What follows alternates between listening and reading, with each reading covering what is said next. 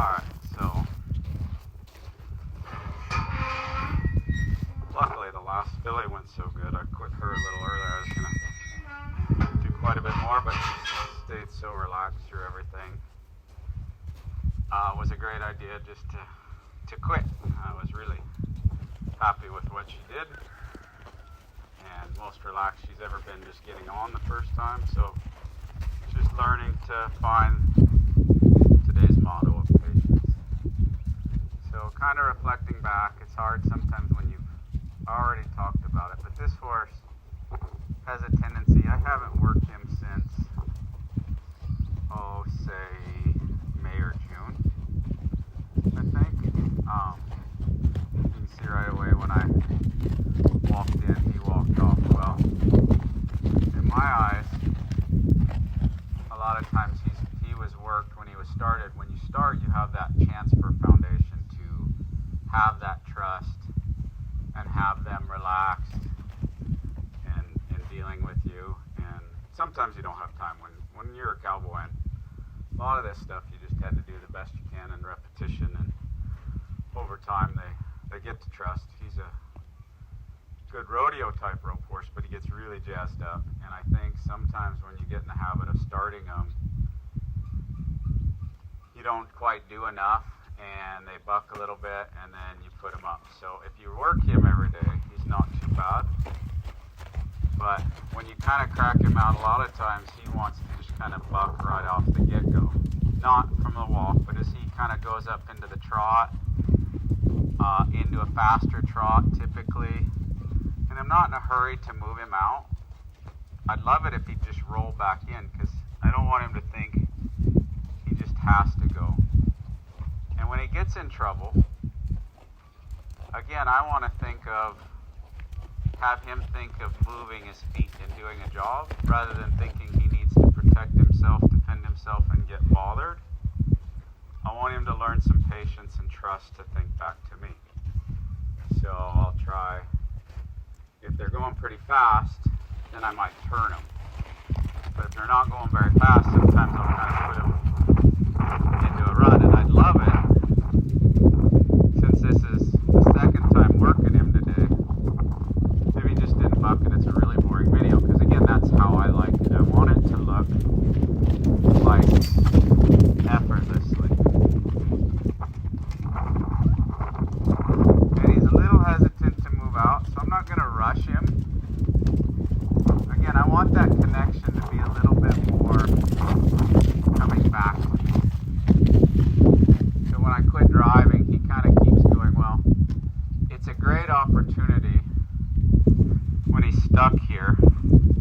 I don't want to just have him face up to me. I want him to come find me a little bit, where he'd rather be with me than kind of on his own. Because when I quit driving, he kind of keeps going a little bit. Anticipation. Now, I'm going to ask him, there we go, to get to the other side. And I'd like it if he put me. It's good that he did. Sometimes he'll kind of block me and hold his head off to the right there, kind of blocking me from this right side. You can't do too much rubbing on him. Some horses don't enjoy it much. Sometimes I'll ask for the front. I'm just going to ask him to go forward. Good. And we'll move him out again. Want him to put some effort into it. I'm not dancing around it. We'll see if we can give him some lead rope here. Good. We'll try again.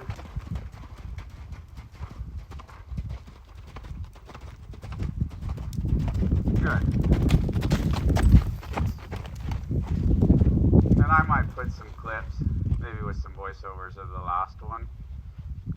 So you can see it. There were some clips that were in frame, but unfortunately the camera didn't follow.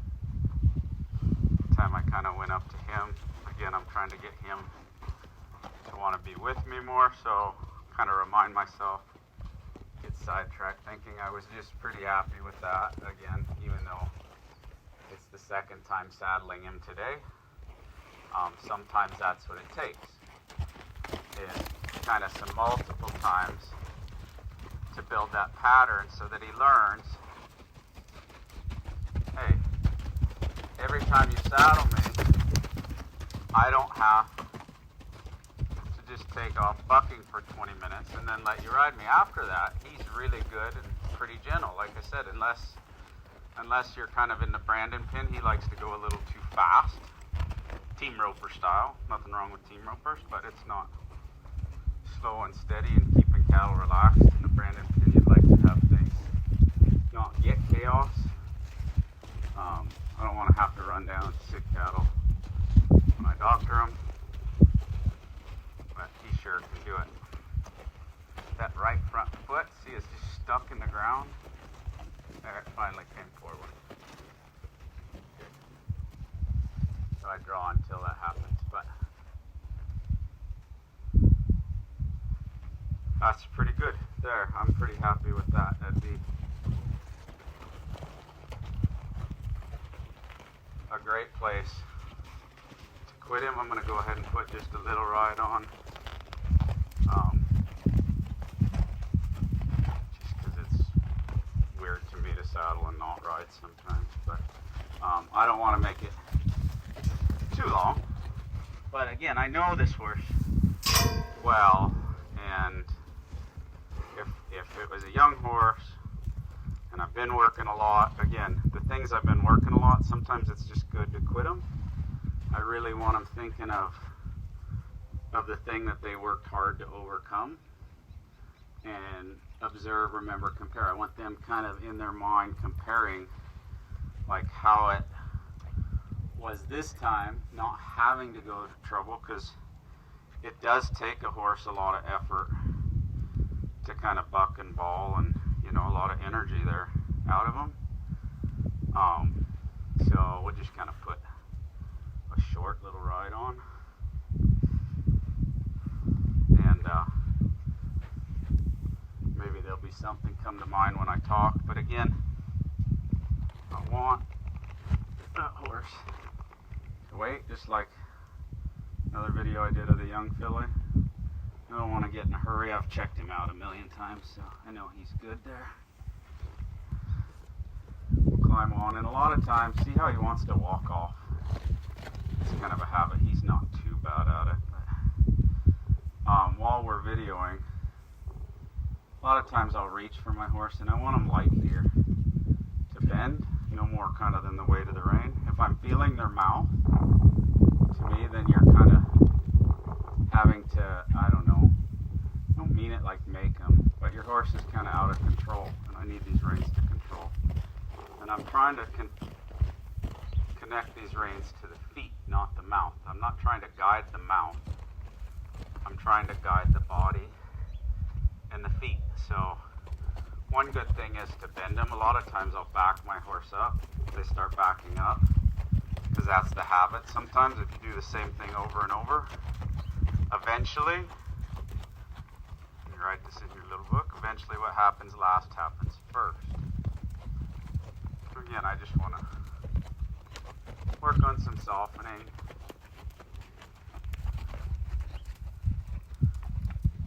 I'd rather ride out in the arena, but I got another one to ride, but since the video didn't do good before, take the hind. When I open up my right hand, I'd like him to roll that front across there. Now, while I'm on it, I do the videos a lot of different ways, and sometimes maybe something gets said that clicks with someone, but I had to hear it a million times. So when I draw that left rein, I'm opening this right side, and I want his feet to step up under my hand. When he's square with my hands there, my hands are even with his front feet, I sit down and hold and wait till he stops.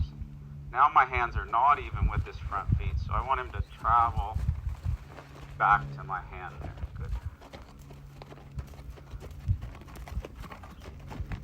I might start working on a little bit. I'd like him to shift his body over just a little bit, just to try. I haven't done much haunches in with him. Push his shoulder over, and then I want him to come right here. There you go. I want him to step off that leg. If he doesn't find it, I'll go ahead and roll my leg back, give him a little counter bend, and then push forward. I'm going to push his shoulder over so his haunches are already to the left, and then add my left leg there. There's a try. Good.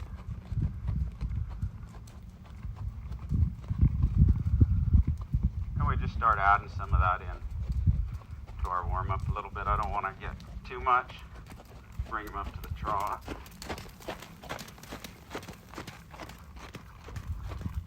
And I do lots of these figure eights, leg yield and over on every horse. It's a great job to do in the round pin, kind of meeting my new circle.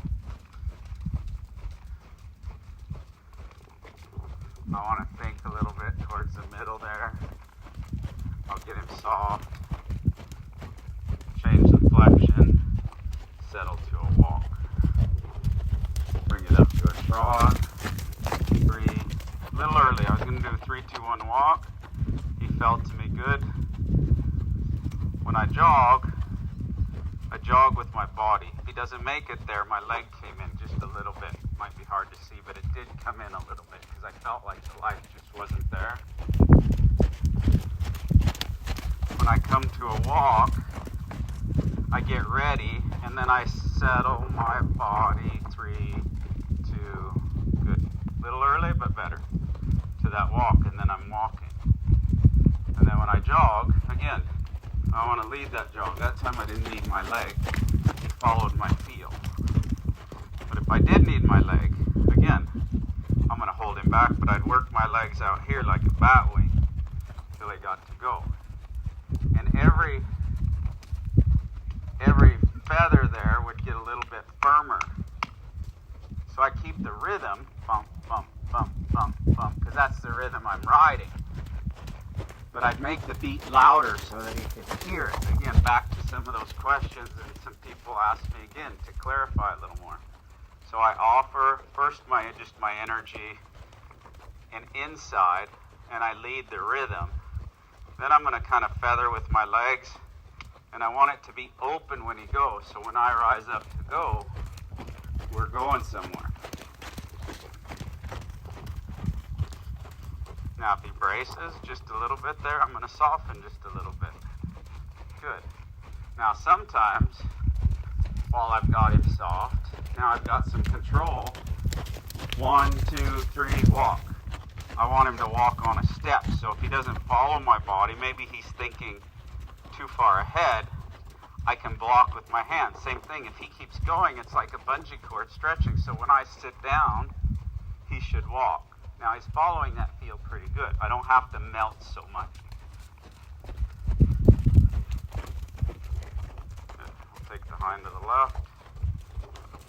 A little more left. I might have to get my leg way back here. Come on, step over. There you go. Now the front. Good. Now that nose kind of came out there a little bit, so I'm going to keep him turning just a little bit there so that nose can come down and in. Then I'll release him. He's wanting to push a little forward, so I'm going to rock him back again until he gets soft. Good, and we'll come across. Rock him back. There he got stuck, since he's kind of wanting to push forward. So a lot of times when you ride, something you'll do will kind of set up maybe a project. Keep turning. He's like, oh, I thought I was done there. My nose was in. No. Nose in. Reach back, come across. Don't walk off. Good. Now I'll ride you off. So again, you have to kind of adjust to fit the situation. And same thing when you're doing a job. You might see one thing kind of happen or another thing kind of happen.